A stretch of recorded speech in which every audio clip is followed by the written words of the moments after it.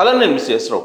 ఇక్కడ మనకు కనిపిస్తుంది Addepalli Janardhan Rao left side, right side వచ్చేసి జోగి రమేష్ మాజీ మంత్రి. అద్దేపల్లి జనార్దన్ రావు చాలా క్లియర్గా ఏం జరిగింది నకిలీ మద్యం విషయంలో అనేది చెప్పేశారు. ఎందుకు చెప్పారనంటే బెయిల్ ఇప్పిస్తానని చెప్పి ఇప్పించకుండా హ్యాండ్ ఇచ్చాడు జోగి రమేష్, అందుకే అసలు విషయాన్ని నేను చెప్పేస్తున్నానని చెప్పి చెప్పారు. కానీ జోగి రమేష్ నోరు పెద్దది చేసుకుని నకిలీ మద్యం వ్యవహారం బయటకు వచ్చినప్పటి నుంచి వైఎస్ఆర్ కాంగ్రెస్ పార్టీకి సంబంధించిన లీడర్లు కానీ క్యాడర్ కానీ సైలెంట్గా ఉన్నప్పటికీ చాలా చోట్ల జోగి రమేష్ మాత్రం నకిలీ మద్యం విషయంలో ఉద్యమానికి సిద్ధమంచు ముందుకు వచ్చేసాడు. ఆయన రాష్ట్రంలో ఏ నాయకుడు చేయనంతగా నకిలీ మద్యం మీద యాగి చేసేసారు. ప్రభుత్వమే ఈ నకిలీ మద్యాన్ని అమ్మిస్తుంది, చంద్రబాబు నాయుడు గారు అమ్మిస్తూ ఉన్నారు. నారావారి సారా, నకిలీ సారా అంటూ పెద్ద ఎత్తున ప్రచారం మొదలుపెట్టారు. ఇది చూసిన తర్వాత కొంతమంది ఏమంటున్నారంటే కొత్వాల్ కా చోర్ అనేటువంటి ఒక సామెత ఉంది, అంటే దొంగే దొంగ దొంగ అన్నట్టు. ఇది నిజాం కాలంలో ఈ సామెత పుట్టింది. నిజాం రాజ్యంలో ఒక దొంగతనం చేశాడట. చేస్తే ఆ నగర రక్షకుడు కొత్వాల్ పట్టుకొని నిజాం సంస్థానానికి తీసుకెళ్ళాడు. దర్బార్కి తీసుకెళ్తే ఆ దర్బార్లో న్యాయాధికారి విచారించి ఇతను దొంగతనాన్ని పాల్పడ్డాడని నిర్ధారించిన తర్వాత అప్పుడు సహజ న్యాయ సూత్రం ప్రకారం నువ్వేమైనా చెప్పుకోవాల్సి ఉందా అని చెప్పి ఆ దొంగని అడుగుతాడు. అడిగినప్పుడు ఈ దొంగతనం చెయ్యముందే కొత్వాలు అంటే నగర రక్షకుడు ఆ దొంగతనం చేసినటువంటి సొమ్ములో చిరుసగం పంచుకుందాం అని చెప్పాడు, అందుకని నేను చేశాను అని చెప్పి చెప్తాడు. ఆ తర్వాత న్యాయాధికారి పూర్తి స్థాయిలో విచారించిన తర్వాత అప్పుడు ఆ దొంగకి శిక్ష వేస్తాడు. అప్పటి నుంచి కొత్వాల్ కా చోర్ చోర్ అనేటువంటి సామెత బయలుదేరింది, అంటే దొంగే దొంగ దొంగ అని అరిచినట్టుగా.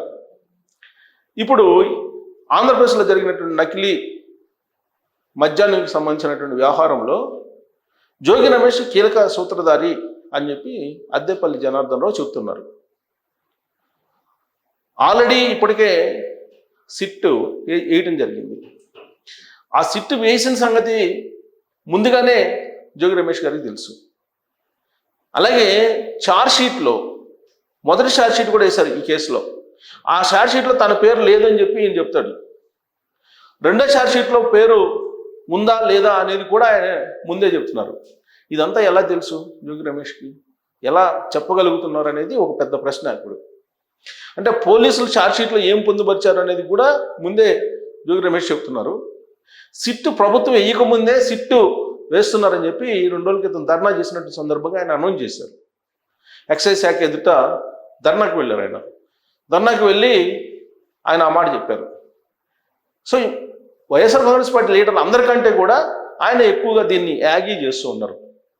దానికి కారణం ఏంటంటే అసలు సూత్రధారి ఈయనే అని చెప్పి చెప్తూ ఉన్నారు అద్దేపల్లి జనార్దన్ రావు. పైగా వాళ్ళిద్దరు తాతలు ఒకే వీధిలో నివసించేవాళ్ళు కాబట్టి పూర్వం నుంచి జోగి రమేష్ తనకు పరిచయం అని చెప్పి జనార్దన్ రావు చెప్తూ ఉన్నారు. దాంతోపాటు అసలు జగన్మోహన్ రెడ్డి గారు ముఖ్యమంత్రిగా ఉన్నప్పటి నుంచే నకిలీ మద్యం తయారీ జరుగుతోంది. ఈ కూటమి ప్రభుత్వం ఏర్పడిన తర్వాత కొన్ని రోజుల పాటు వీలు పడలేదు. ఆ తర్వాత జోగి రమేషే ప్లాన్ చేసి ఈ మద్యం తయారీకి మార్గాన్ని సుగమం చేశాడు. ఇబ్రహీంపట్నంలో యాక్చువల్గా తయారు చేయాలి, కృష్ణా జిల్లా ఇబ్రహీంపట్నంలో. కానీ ఇక్కడ తయారు చేస్తే ఈ కూటమి ప్రభుత్వం మీద దుమారం వేయడానికి అవకాశం ఉండదు. కాబట్టి పొంగునూరు వెళ్ళి, పొంగునూరు దగ్గర తమ్మలపల్లి ఉంది సమీపంలో, పొంగునూరు పక్కన తమ్మలపల్లిలో తెలుగుదేశం పార్టీ ఇన్ఛార్జి జయచంద్రారెడ్డి ఉన్నారు, ఆయన మీద నెట్టేయచ్చు. కాబట్టి నువ్వు తమ్మలపల్లికి వెళ్ళి తమ్మలపల్లిలో నకిలీ మద్యం తయారు చేయని చెప్పి చెప్పాడు ఈయనే. చెప్తే దాని మేరకు నేను తమ్మలపల్లి వెళ్ళాను, తమ్మలపల్లిలో మద్యం తయారు చేశాను, అలాగే ఇబ్రహీంపట్నం కూడా తయారు చేశాను. ఇబ్రహీంపట్నంలో తమ్మలపల్లి నుంచి సరుకుని తీసుకొచ్చి ఇబ్రహీంపట్నంలో పెట్టాను. ఆ తర్వాత ఆఫ్రికా కంట్రీస్కి వెళ్ళిపోమన్నాడు తన స్నేహితుడి దగ్గరికి.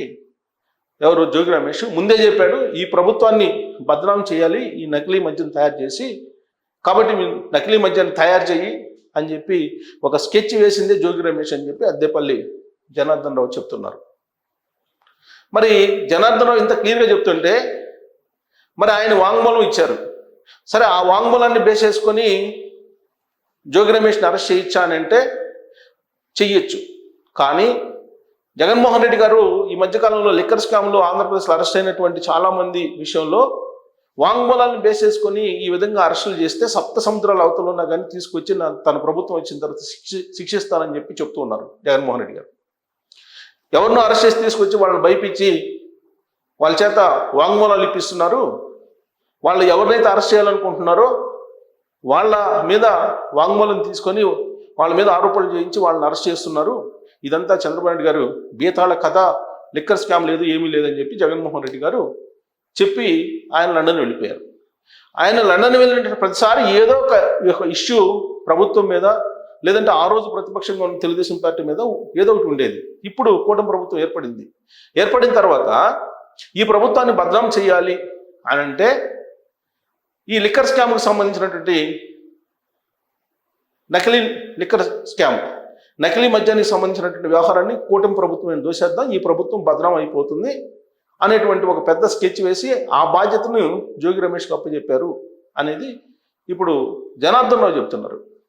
తెలుగుదేశం పార్టీ వాళ్ళు చెప్పడం కాదు, జనార్దన్ రావు చెప్తున్నారు. జనార్దన్ రావు ఆఫ్రికా కండిషన్ నుంచి వచ్చి పోలీసులకి లొంగిపోయాడు.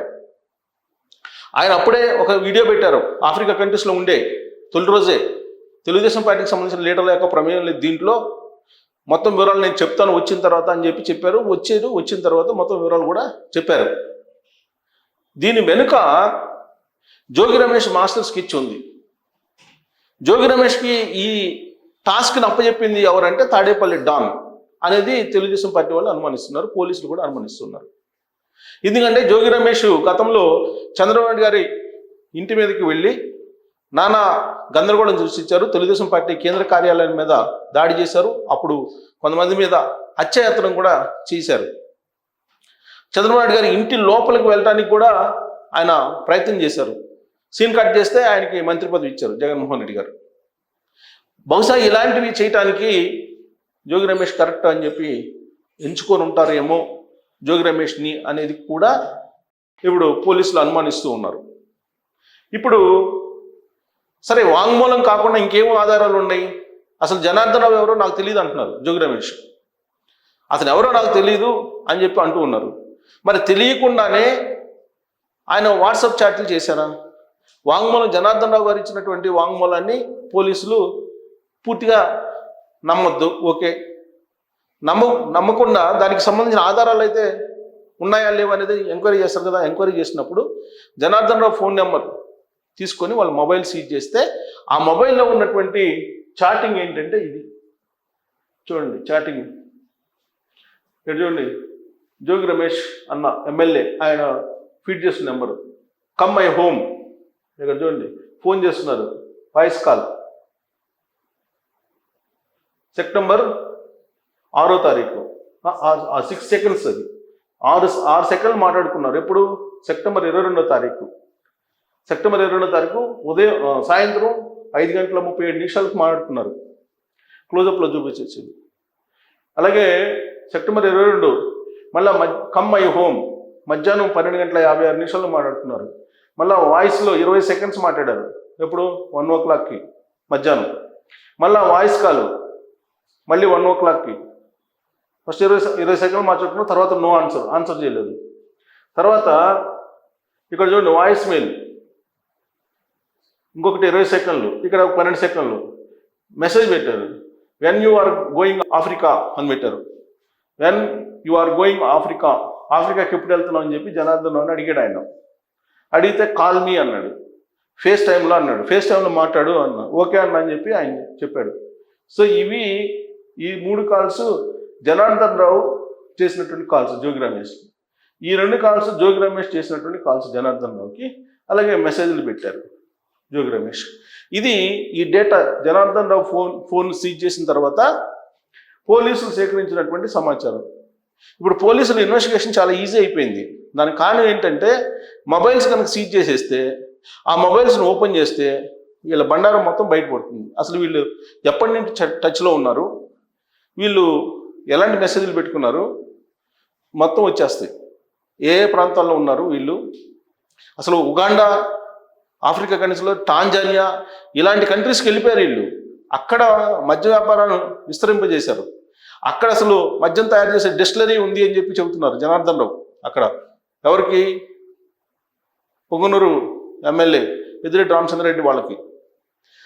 దాంతో ఈయనకి కూడా సంబంధం ఉంది జోగి రమేష్కి అని చెప్పి జనార్దన్ రావు చెప్తున్నారు. సో కాబట్టి జనార్దన్ రావు ఇచ్చినటువంటి వాంగ్మూలం, దానికి మద్దతుగా ఆయన మొబైల్లో ఉండేటువంటి వాట్సాప్ చాటింగ్లు కనుక చూస్తే కేవలం వాంగ్మూలమే కాదు, వాట్సాప్ సంబంధించిన chatting, phone number, phone calls ఇవన్నీ కూడా ఆధారాలు ఉన్నాయి. కాబట్టి ఇప్పుడు జోగి రమేష్ని అరెస్ట్ చేయడానికి ఇది ఒక కీలకమైనటువంటి ఆధారం.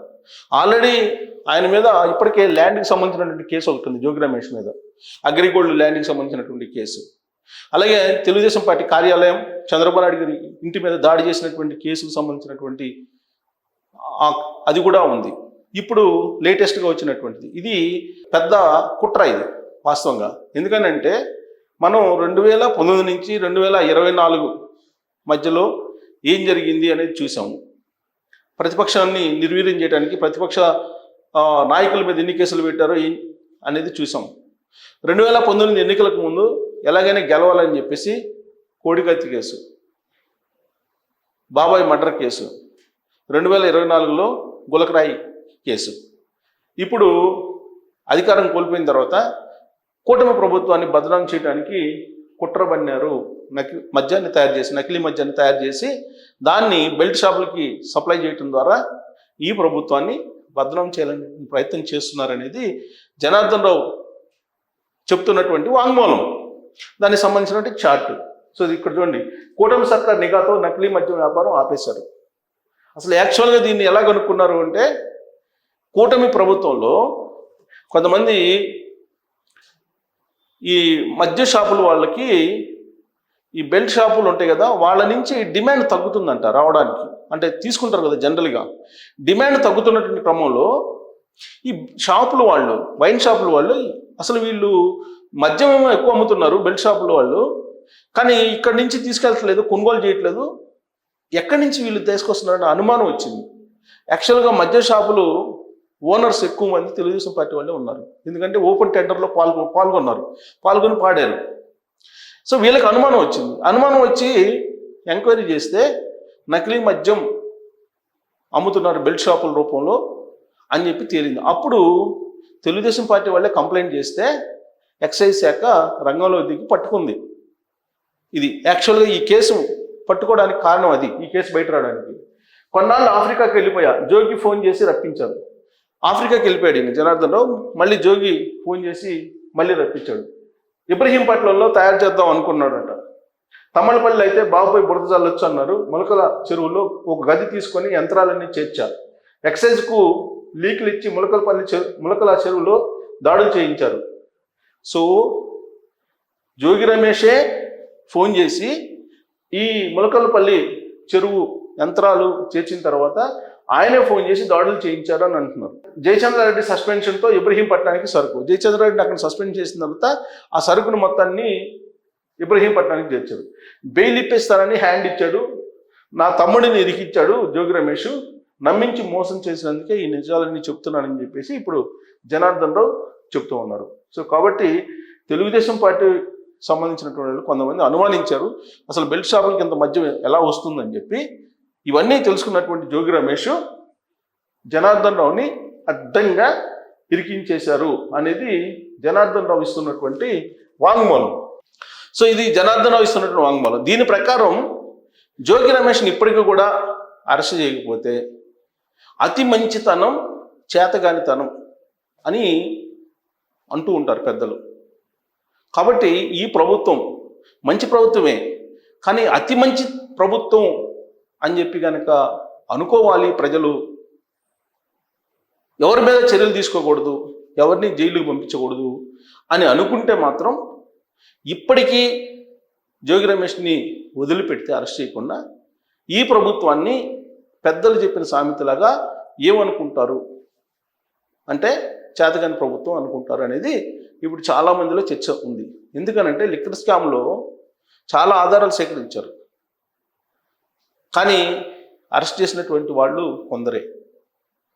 అరెస్ట్ చేసినటువంటి వాళ్ళు కొందరు, వాళ్ళు బెయిల్ మీద బయటకు వచ్చేసారు. అసలు వ్యక్తి ఎవరు ఉన్నారో ఆయన్ని టచ్ చేయలేకపోతున్నారు. దాని మీద చర్చ జరుగుతుంది ఏపీలో. ఇలాంటి పరిస్థితుల్లో ఇప్పుడు నకిలీ మద్యం వ్యవహారం వచ్చింది. అది కూడా ప్రభుత్వాన్ని బదనాం చేయడానికి కుట్ర పన్నారు అనేది జనార్దన్ రావు ఓపెన్గా వాంగ్మూలం ఇస్తున్నారు. దానికి సంబంధించిన చాట్ ఆధారంగా ఉంది. అయినప్పటికీ కూడా జోగి రమేష్ని కనుక ఇప్పటికీ అరెస్ట్ చేయకపోతే పోలీస్ శాఖని మూసేయండి అని చెప్పి కోర్టులు చెప్పినా ఆశ్చర్యపోతుంది. ఆల్రెడీ చెప్పారు ఒక కేసులో, ఏది పరకాణి కేసులో, తిరుపతి పరకాణి కేసులో. సో కాబట్టి ఈ కేసులో కూడా కోర్టులు ముట్టికాయలు వేసుకునే అవకాశం ఉంది. సో ఇప్పటికైనా చట్ట ప్రకారమే, చంద్రబాబు గారు చెప్తున్న దాని ప్రకారం చట్ట ప్రకారమే కుట్రబడినటువంటి వాళ్ళకి, నేరాలు చేసినటువంటి వాళ్ళకి, నేరాన్ని ప్రోత్సహించినటువంటి వాళ్ళని జైల్లో పెట్టాల్సిన అవసరం ఉందా లేదా అనే దాని మీద మీరు కామెంట్ చేయొచ్చు. Thank you.